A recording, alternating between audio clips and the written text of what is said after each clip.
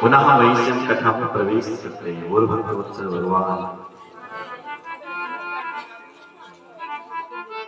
तो मैं निवेदन कर रहा था, जीवन का लक्ष्य क्या है?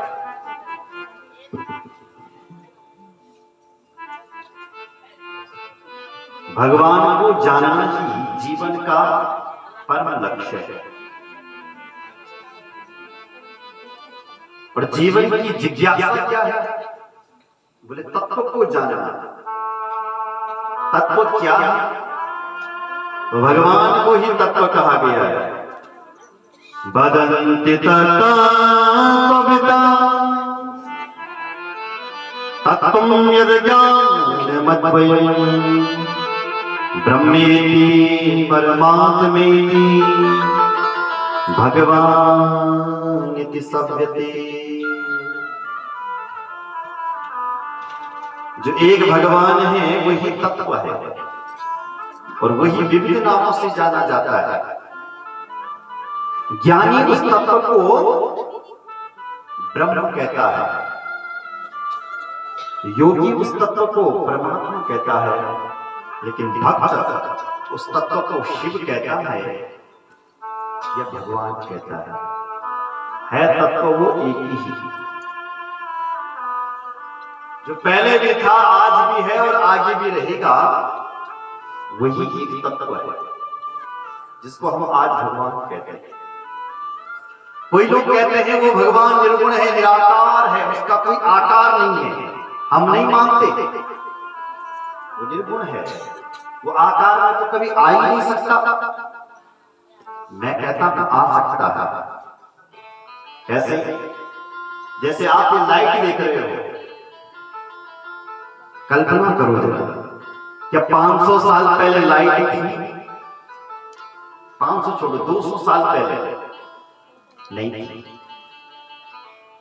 अच्छा, यदि होती नहीं तो आई कैसे? इसका मतलब यह है कि लाइट थी। वैज्ञानिक लोगों ने आविष्कार किया, खोज किया बिजली का, और ये बिजली जब उन्होंने इसका खोज किया तो इसको तार के रूप में डाला। तार को छूओगे तो करंट लगेगा। उन्होंने और खोज किया और आविष्कार किया।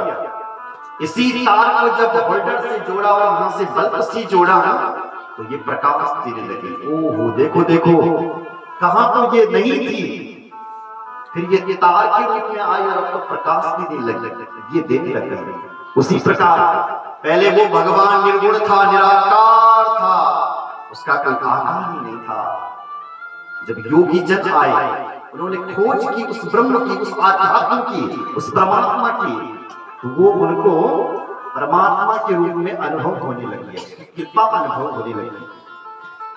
लेकिन जब भक्त आए, ध्रुव जैसे, प्रहलाद जैसे, तो उन भक्तों के लिए वो भगवान राम और कृष्ण और हनुमान जैसे रूप में हमारे सामने प्रकट हो गए। जैसे ये बिजली प्रकाश के रूप में प्रकट हो गई, ऐसे वो जो निर्गुण निराकार ब्रह्म था वो भगवान भी हमारे सामने आकार के रूप में प्रकट हो गया।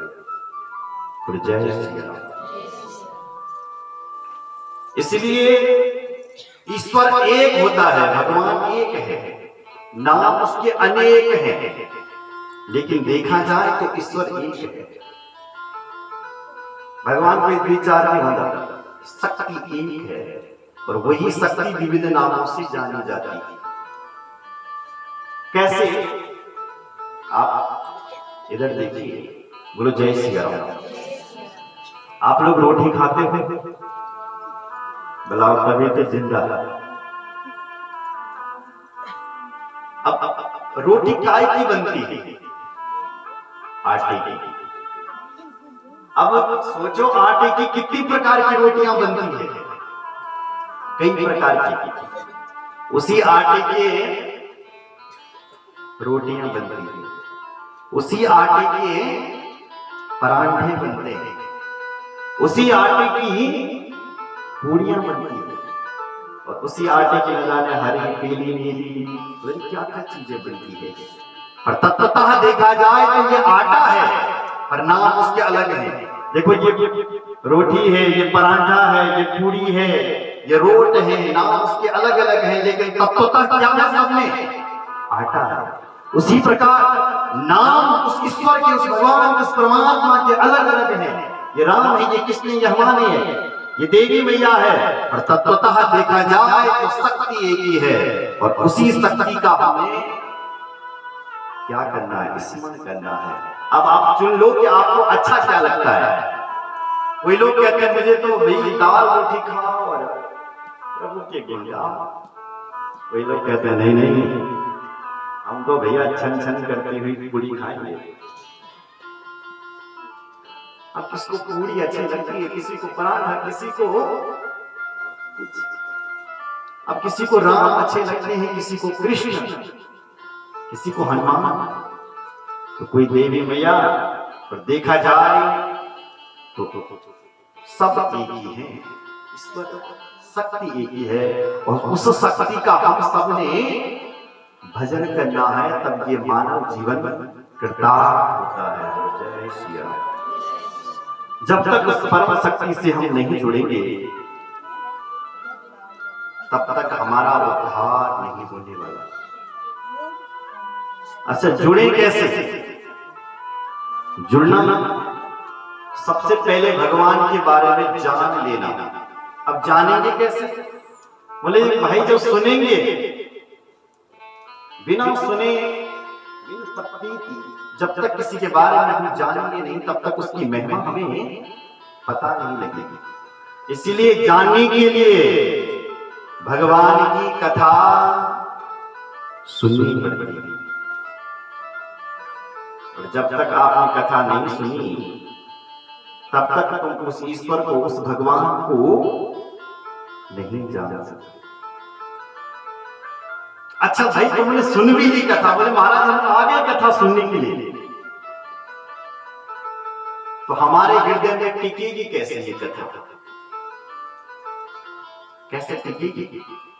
तो आगे लिखा है निर्मत्सराणां सताम्।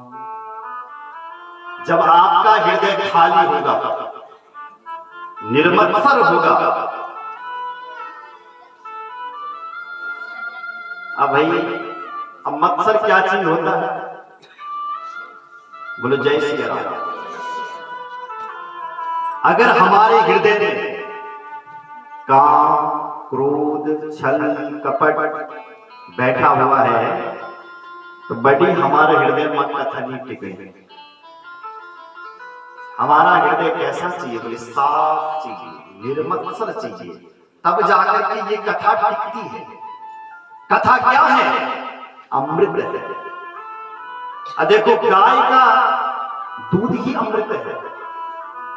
अब आप दिव्य दूध गाय का यदि किसी खट्टे बर्तन में रखोगे तो क्या हो जाएगा? दूध फटेगा कि नहीं फटेगा? यदि आप दूध को खट्टे बर्तन में रखोगे तो दूध फट जाएगा। उसी प्रकार ये कथा भी एक दूध की तरह है, अमृत है ये। इस कथा को भी यदि आप इस हृदय में रखेंगे, जिस हृदय में लोगों की जिद भरी है, जिस हृदय में छल, कपट, बुराइयां भरी हुई है, तब ये कथा नहीं टिकने वाली। बर्तन में यदि खटाई है तो दूध नहीं टिकेगा, फट जाएगा। उसी प्रकार इस हृदय में यदि काम, क्रोध, लोभ, मद, मात्सर्य, ईर्ष्या, द्वेष, छल, कपट, सेना भरी हुई है, ये कथा नहीं टिकेगी। कैसा चाहिए हृदय? बोले निर्मत्सराणां सताम्। निर्मत्सर चाहिए, तब जाकर के ये कथा टिकती है। बोलो जय श्री राम।